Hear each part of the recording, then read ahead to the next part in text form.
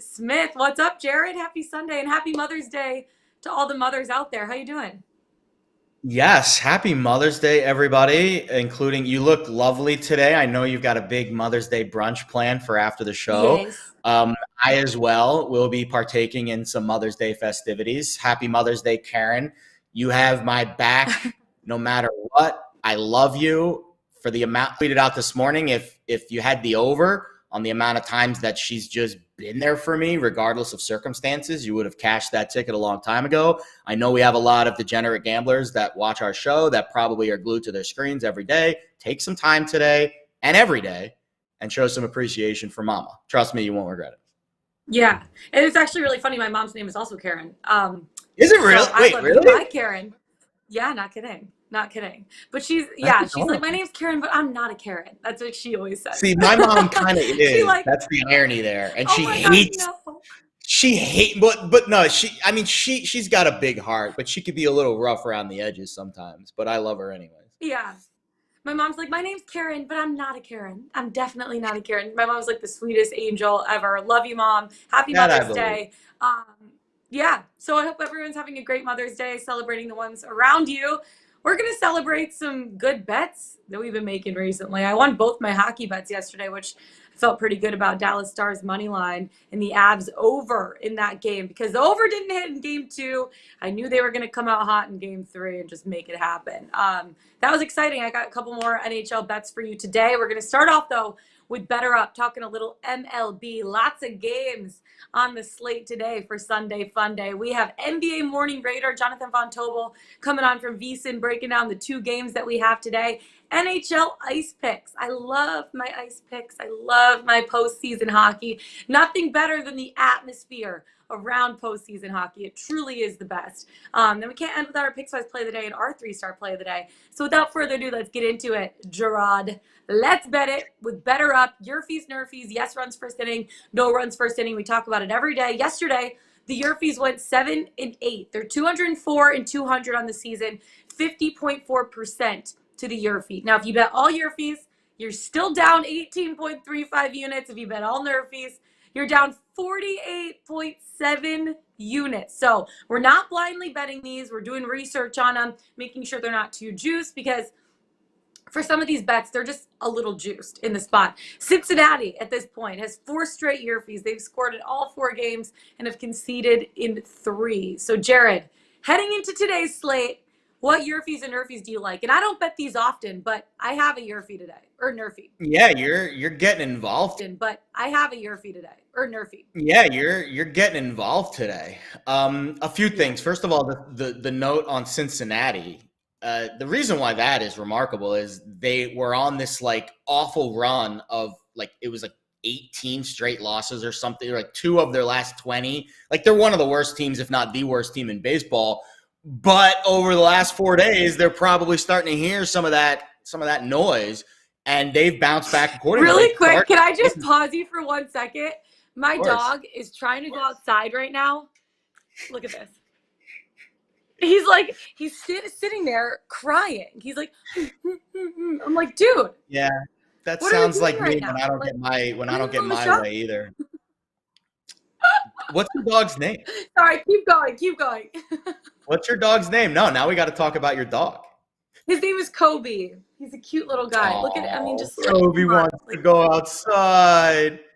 If you want to take a break, he's giving you the puppy dog eyes. Oh wow. He's like crying. He's like trying to go outside. I'm like, dude, let's calm down. You're gonna have to call Karen to get her to come over and let the dog out. No. Oh my gosh. No, my leg's falling. It's just a crap show over here right now. Okay, keep going. Yeah, so Cincinnati, who has been the most maligned team in baseball this year, all of a sudden they're starting hot. By the way, a great comment in the chat. Fit Rasta. This is the guy that I ran into in Scottsdale at one of the clubs. He took a picture with me, and he's in our chat right now. Good seeing you in Scottsdale, big dog. Get me some bread today. Hey, man, I appreciate you making me feel like a winner that day. We're in a club in Scottsdale. He randomly walks up to me. He's like, dude, I watch your show every morning. Takes a picture. Now he's in our chat right now. What's up, bud?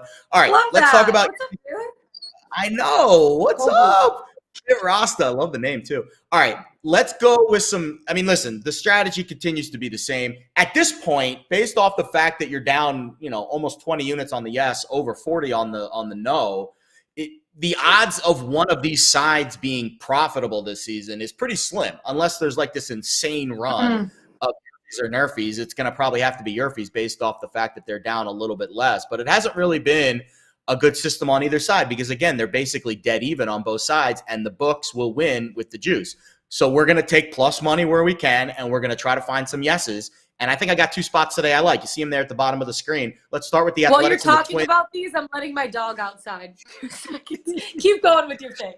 Literally, who let the dogs out? The answer to that question today is Lauren Jabara. All right, this is a buy low spot, I think, for both teams. Minnesota's in a weird, interesting kind of spot right now.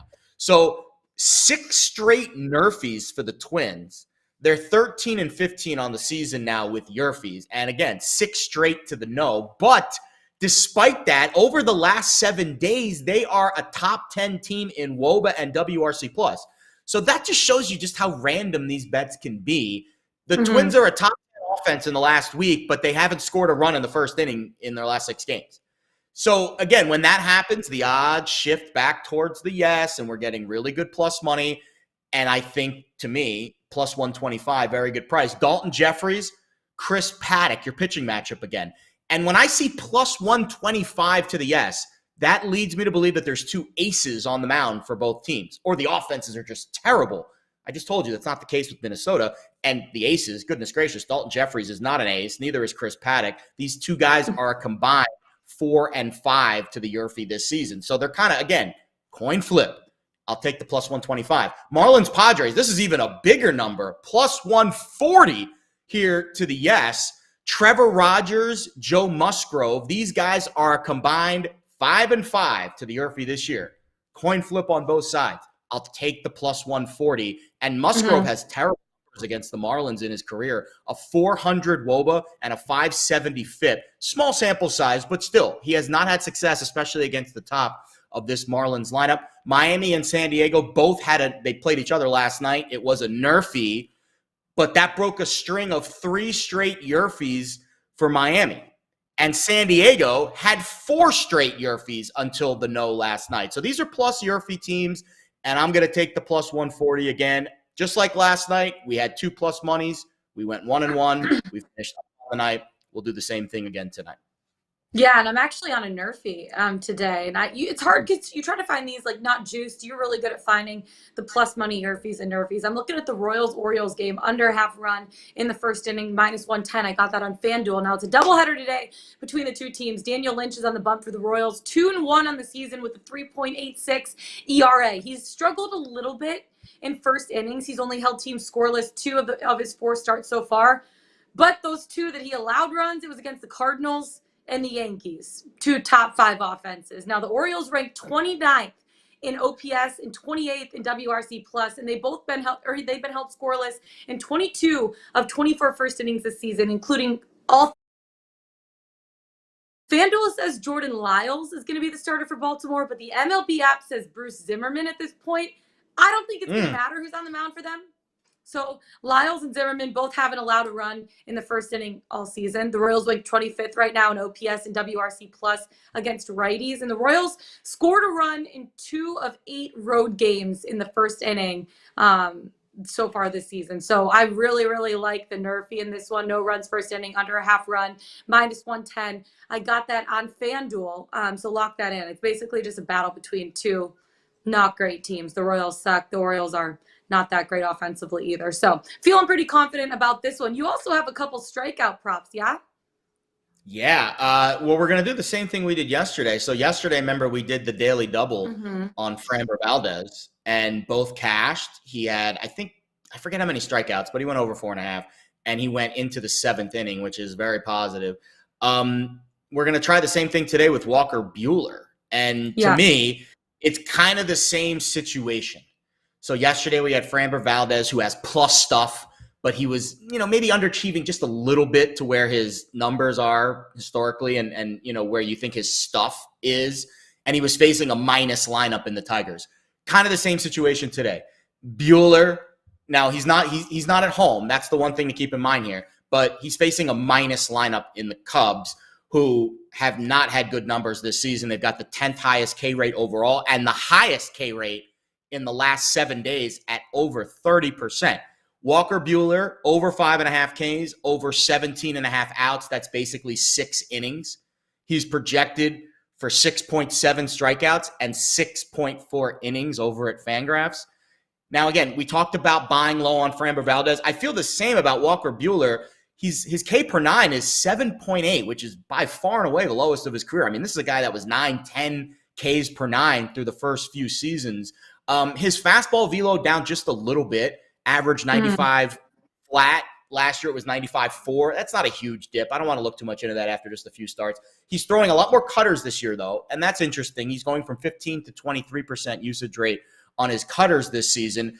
The one thing I like about Buehler, and this is the one thing I liked about Framber Valdez going into the start yesterday, building off momentum. Valdez had a really good start against Toronto, basically went toe for toe with a great lineup and Kevin Gossman in his prior start to yesterday.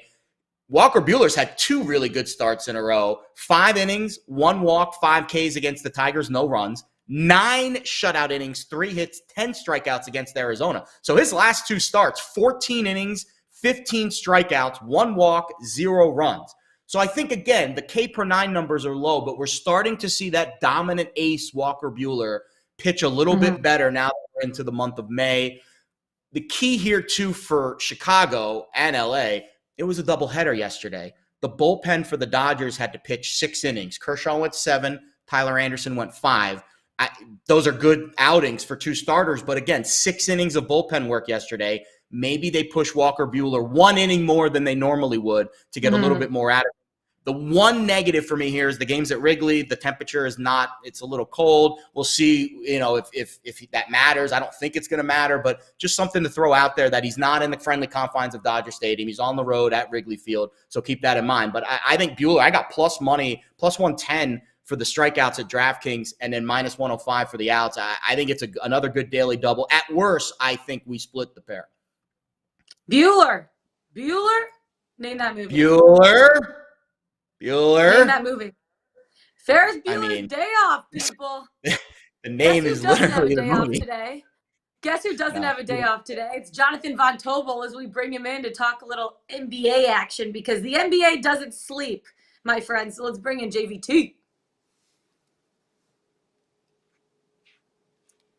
JVT, what's up? Senior NBA analyst at VSiN, coming in to talk about some of the games that we have going on today. How are you, JVT? Happy Sunday Fun Day.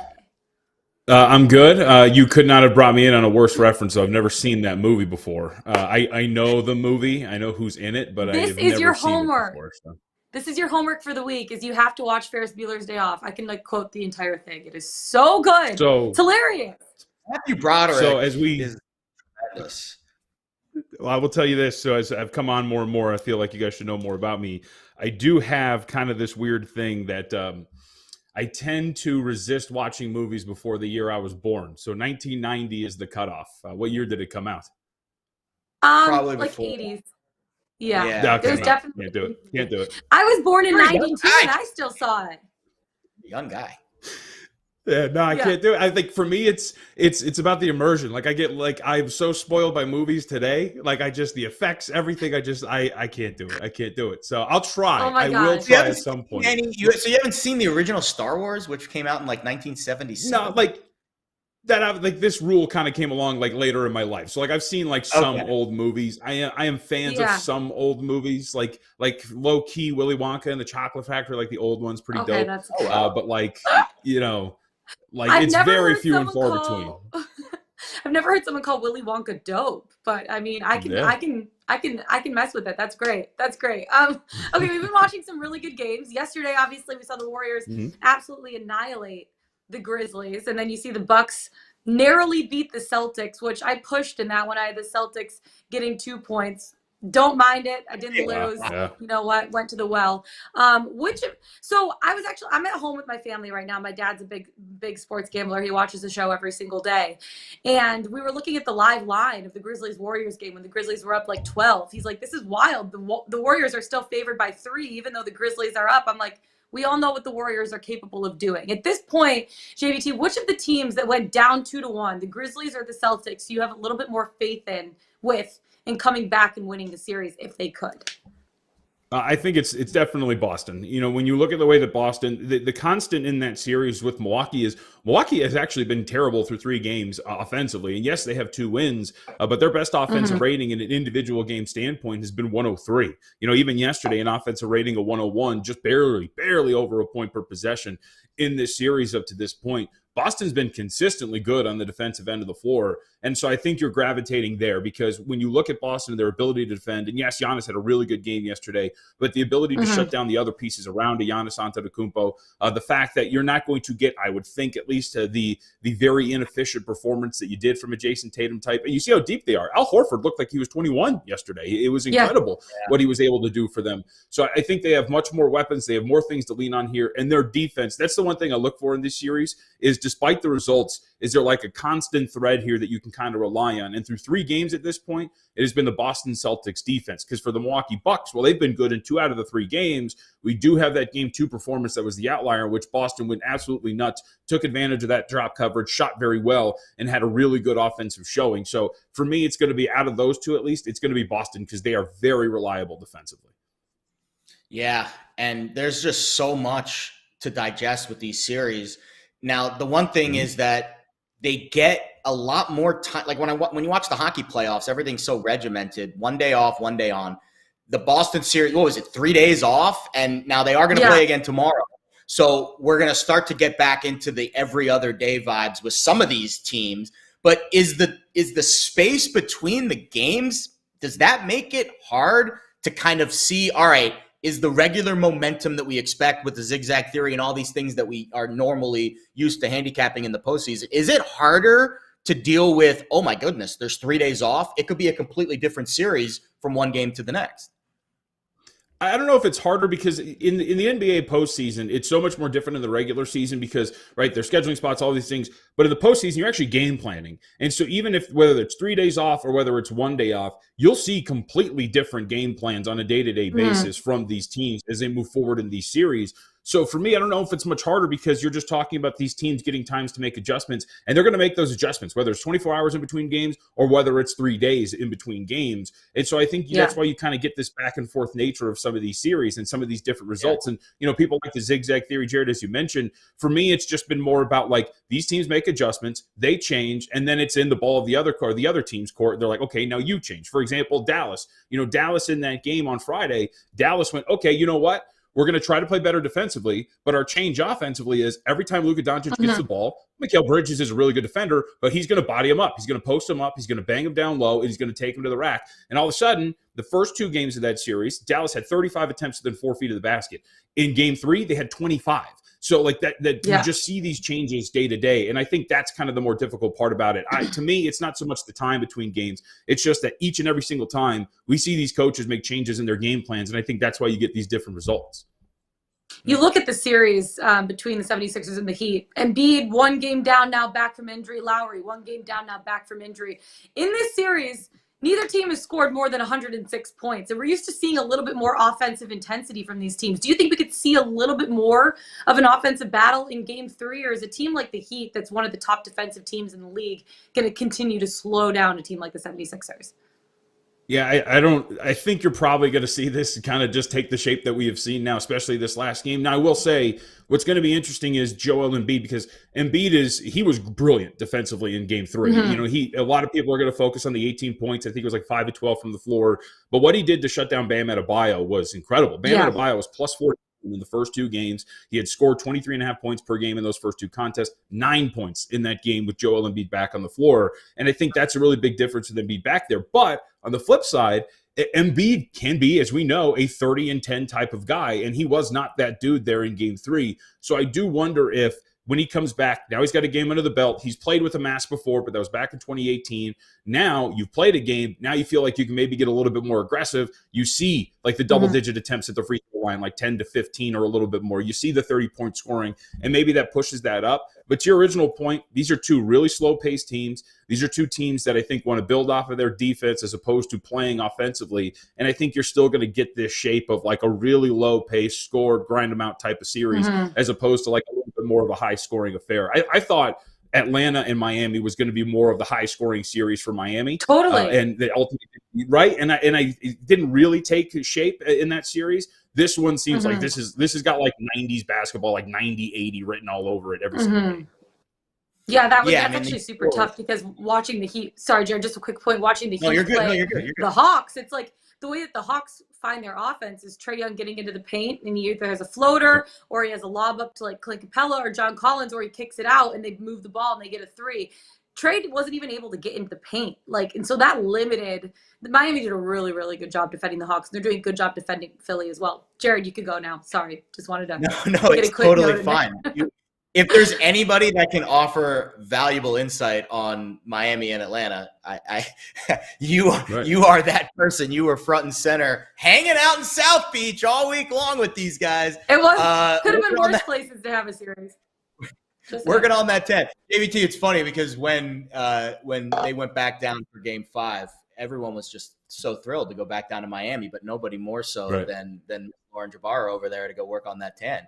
And it's looking lovely today. Okay. And I was going to kind of piggyback off of that because the totals are getting silly. I mean, this is an NBA that we've seen 230s, 240s, and I know things tighten in the playoffs, but to go from 240 for some of these games, and now we're seeing 205 and 210 for teams like the Bucks and the Sixers that are, these are teams that average over 110 points per game. At some point, are the overs going to start hitting, or should we just stay away from the totals and expect more defensive 90s grinded out Charles Oakley type basketball here in the postseason?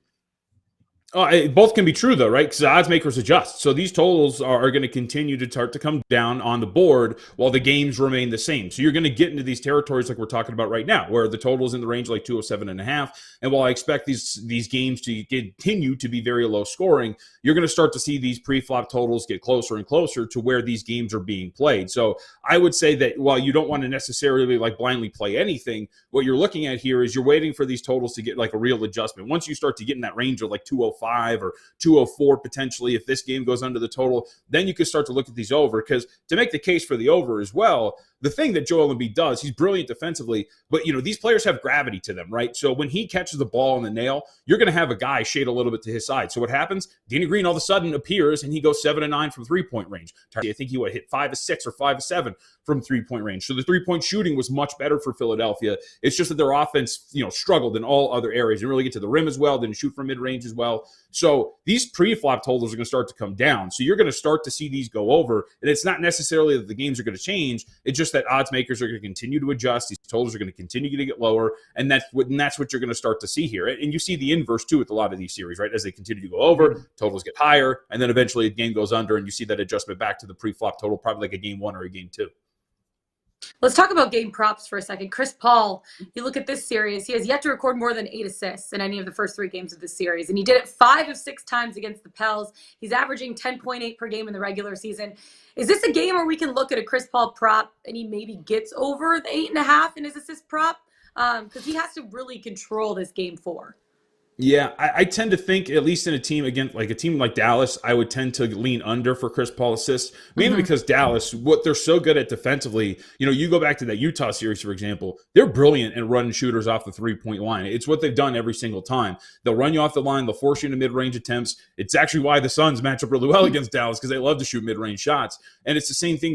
They'll deter you from shooting within 4 feet of the basket. So it lends itself to teams kind of scoring a little bit more in isolation. You saw that with the Utah Jazz. The 3-point shooting was down. Their assist totals were down. It was because Dallas plays so well defensively. They don't allow you to score off of that first pass. And that's what Chris Paul wants to do, right? So he's so good with his assists. He's a brilliant passer, and that's why those assists rack up. So I tend to lean a little under here. You're always going to get higher total assist totals with Chris Paul because he's Chris Paul. Yeah. But the matchup for me, it's just this is such a brilliant Dallas team of making you work for your shots and making you actually score in isolation as opposed to scoring off of one pass that I tend to think that while Paul might get the ball in his hands a little bit more, you might see a higher scoring total for Chris Paul as opposed to a higher assist total for him, just the way that Dallas plays. Yeah, it is looking pretty it's looking pretty juicy on a lot of these. It is tough to bet props in the postseason on the Stars. Just because the game plan is just focused on them and the numbers are as peak as they are going to be because there's a lot of data to back it up. It looks like today the public sides are Phoenix and Philly, both favorites. The line has kind of moved a little bit against Philly, but a little bit towards Phoenix. Nothing significant. Of those two favorites today, which one would you put your money on, if either? Philadelphia. If you look at this so I've been having this is pretty interesting what's been happening with these teams at home. In this round, home teams are now 10-2 straight up. They're 8-4 against the spread. Home court has really taken hold here in this round. And in the first round in the postseason, it was worth about a point. Now we're upwards of like 3 where the market has been pricing this at. And so if we're keeping that in mind here, right, Miami and Philadelphia with Joel Embiid back, I think, are much closer to equal than in Miami being considered the better team there. We saw what Joel Embiid was able to do defensively. We know what he can do offensively when he gets a little bit more comfortable. How these other scorers are a little bit more comfortable with Embiid out there. They just have more room to work with. The windows are a little bit more open there. So Philly's just a better team with Joel Embiid. I don't think that's really a shock. And so I power rate these two teams with Embiid back is pretty equal here. You know, when you looked at that first game, game one between Miami and Philadelphia, when it was going to open, we're talking about the range of like 3.5 as opposed to the 4 the 4 that would be if it was about 1 or so right now for the line. So I think this should be closer to 3. I laid it actually personally with Philadelphia at -1.5. I like him in this spot. Embiid changes so much, and he shuts down one of their biggest offensive valves in Bam Adebayo. So yeah, the 76ers would be my answer there because I have them. And last one before we let you go, what would be your best bet of the day? Is it the Sixers bet? Yeah, it's going to be Philadelphia. I like this team in this situation right now. Miami's really good, but I think one of the things we've seen, and Lauren, you probably saw this in that series with Atlanta, half-court wise, they do tend to kind of get a little stagnant offensively with Embiid back there. And you even saw, too, like defenders now for Philadelphia. They're much more confident closing out on shooters. They know that they have a guy back there that's going to deter shots within 4 feet of the basket. I even wrote this down, too. I mean, if you look at it, in the first few games of this series, the Philly, I don't have it in front of me. It's a giant paragraph. But regardless, the shots at the rim just plummeted in Game 3 for the Miami Heat as opposed to Games 1 and 2 because Joel Embiid is there now to deter those shots within the paint. So I think this is a different Philly team, and I like that at 1.5. You know, to me, again, it's 3. So once you get to that 3 range, if it gets there, then I'm talking. Then you don't want it. But right now, I think it's worth it when there's 1.5s out there still in the market. Yeah, totally. If you can control the boards. Yeah, if you could control the boards against Miami and not let them get those fast break points, get out in transition, their half-court offense isn't necessarily the best. And that's kind of what teams are seeing. That's how teams are kind of shutting them down. So it's going to be interesting to see how things go today. JVT, we so appreciate your time. We're going to be talking to you a ton throughout the postseason. And by the next time we see you, I want you to watch Ferris Bueller's Day Off, okay? It's hilarious. He doesn't have time right now. He's capping the NBA. No, JVT, you stay tunnel vision, and we'll finish the NBA season. And then when we get past that summer break, we can go on a movie hunt. That sounds good. I got 2 weeks. Man from his job, Lauren. I got 2 weeks off after the NBA Finals. We're going to go out to San Diego. There you go. Family, so I'll watch it sometime in there. And by the way, I sifted through the massive paragraph. 14 attempts within 4 feet of the basket for the Heat, just to clean that up. That was a quick shift, by the way. JVT, thank you so much. Senior NBA analyst at VSiN. Have a great Sunday Fun Day and happy Mother's Day to your mom and all the moms out there. Good. See you guys.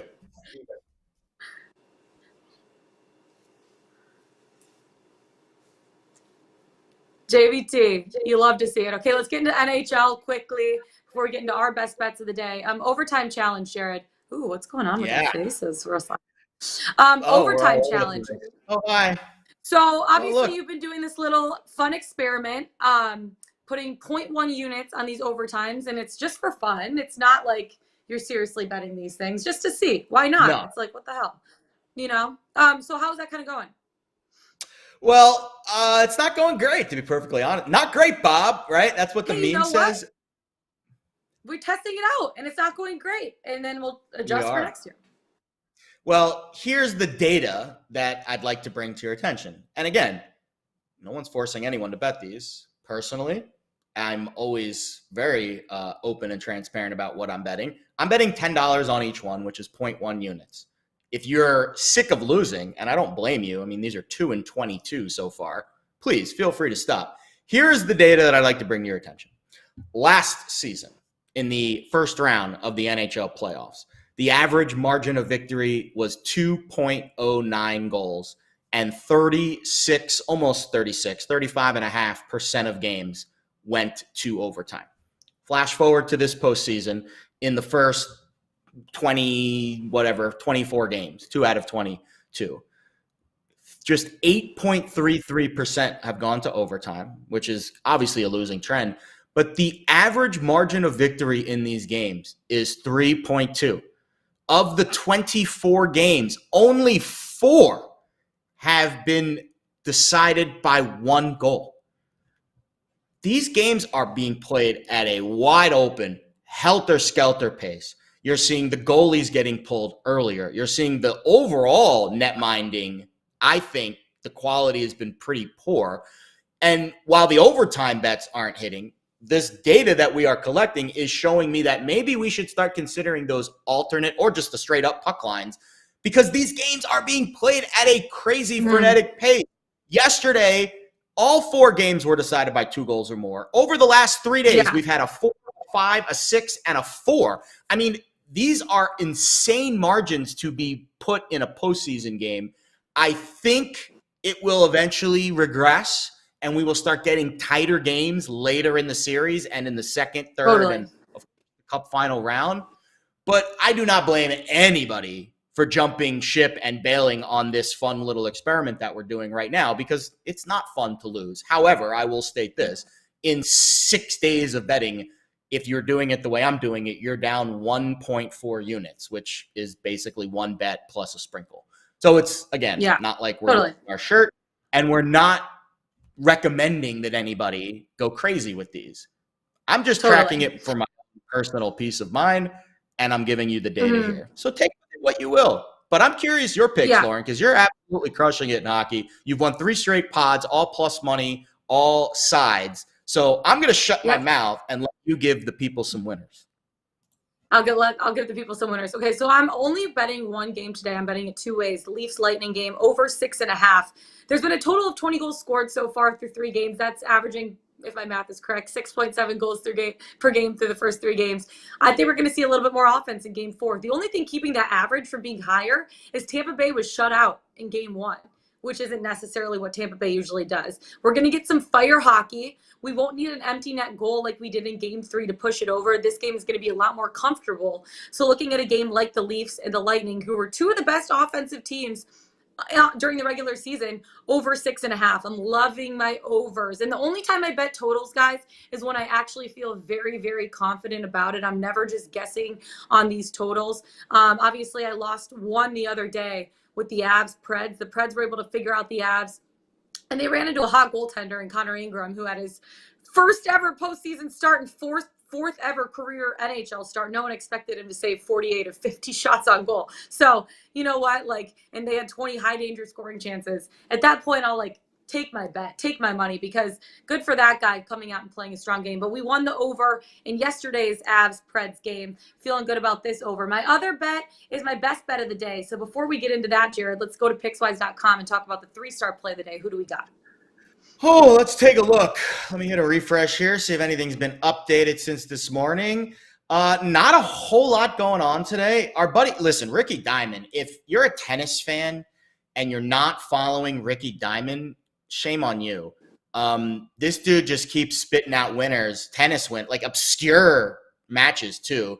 This one, he's got a pretty big winner for the Madrid Open, someone that you've all heard of. So go check out Pickswise.com for that. And then Luke Lindholm has a pick in the MLS today. I actually don't know the game because I think the the way that the pick is posted. I'm just looking at it wrong. But it is in Major League Soccer. If you're interested in some soccer today, no basketball or hockey 3-stars on the site. So you're going to have to rely on us, sadly. Luckily, Lauren has a POD Not in a second. sadly, we're doing well with our hockey bets, so we're going to keep it rolling. Okay, my best bet of the day. And I'm excited about this one. Lightning 3-way money line at plus 125. The regular money line, they're also favored in this one at minus 120. I like getting my plus money, and you've done your experiment with the overtimes. We're seeing these games be a little bit more open, so I feel pretty confident betting the 3-way money line, these games ending in regulation, and I like getting it at plus money at plus 125. Now, Tampa wants to get some momentum going. They want to go and tie up the series on home ice before they head back to Toronto. Now, the Leafs are led by their offense in this postseason. 3.80 goals per game through the first round, 13 goals total in the first 3 games. And their defense has only allowed 2 goals in their 2 wins so far. Jack Campbell has been playing lights out as well for Toronto. He's at a 92.4 save percentage, 2.37 goals against average on 92 shots. He had a shutout in game 1 as well. Now, Tampa Bay, they stepped up offensively in game 2.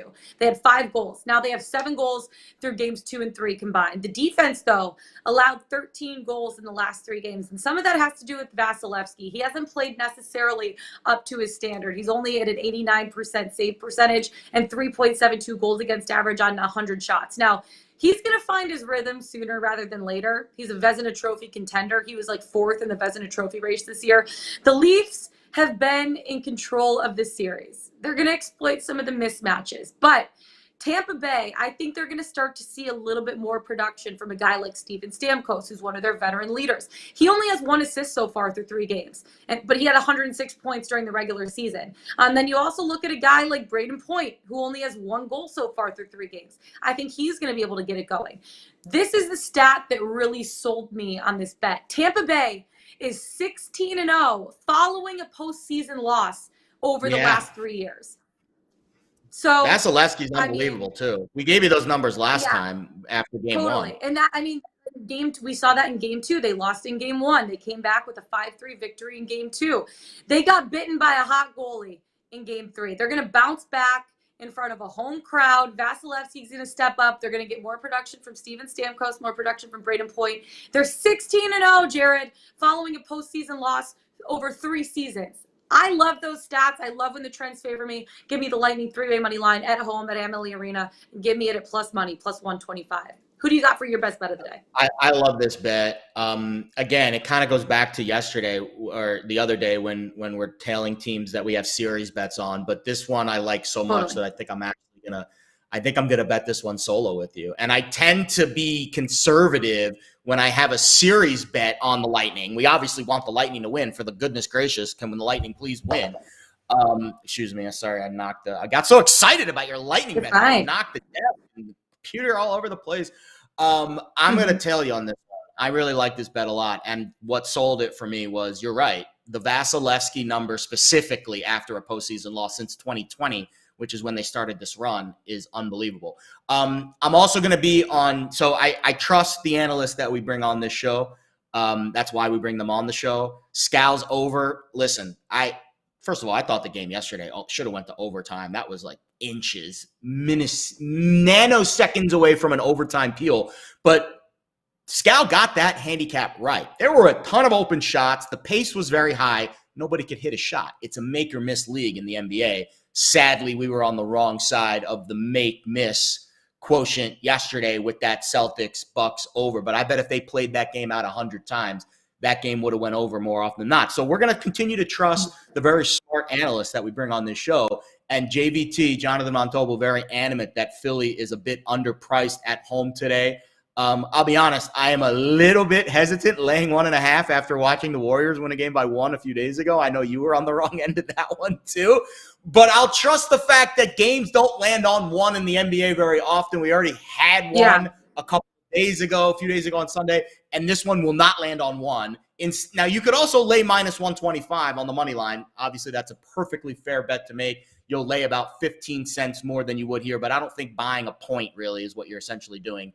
Is worth 15 cents in the NBA. So we're just going to play the regular standard juice minus 110, and we're going to bet Philly to tie this series up at home and continue to play with momentum with Joel Embiid, who is clearly a difference maker. He's had a little extra time of rest after what was a very tough last couple of weeks.